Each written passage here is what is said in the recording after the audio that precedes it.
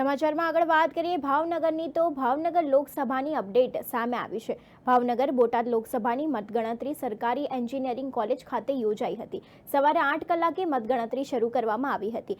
મતગણતરી કેન્દ્ર પર તંત્ર દ્વારા તમામ વ્યવસ્થા અને પોલીસનો ચુસ્ત બંદોબસ્ત ગોઠવવામાં આવ્યો હતો।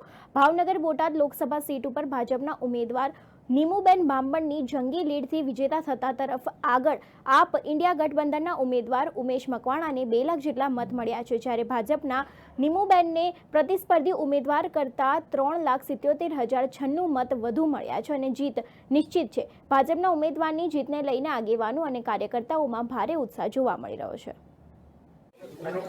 દેશના સૌથી લોકપ્રિય પ્રધાનમંત્રી નરેન્દ્રભાઈ મોદી સાહેબના નેતૃત્વમાં સૌનો સાથ સૌના વિકાસના મંત્રને લઈને દરેક સમાજનો વિકાસ થયો છે। નરેન્દ્રભાઈએ 10 વર્ષના શાસનની અંદર ઐતિહાસિક નિર્ણયો અને ઐતિહાસિક કામ કર્યા છે, ત્યારે જનતા જનાર્દને નરેન્દ્રભાઈના નેતૃત્વમાં વિશ્વાસ કર્યો છે। મોદીની ગેરંટી એની ગેરંટી લોકોને ભરોસો છે, ત્યારે નરેન્દ્રભાઈ મોદી સાહેબ ત્રીજી વખત વડાપ્રધાન બનવા જઈ રહ્યા છે, ત્યારે જનતા જનાર્દને ખૂબ આશીર્વાદ આપ્યા છે। સૌપ્રથમ ભારતીય જનતા પાર્ટી અને નરેન્દ્રભાઈનો પણ હું ખૂબ આભાર વ્યક્ત કરું છું।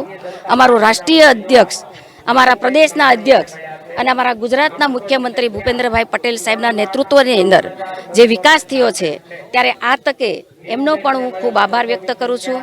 અમારા તાલુકા પંચાયતના સભ્ય હોય, અમારા ધારાસભ્ય હોય, અમારા સાંસદ, અમારા પાર્ટીના પ્રમુખશ્રીઓએ અને અમારા સૌ ભારતીય જનતા પાર્ટીના કાર્યકર્તાઓએ ખૂબ મહેનત કરી છે, ત્યારે ચોક્કસ અમે સારી લીડથી જીતવાના છીએ।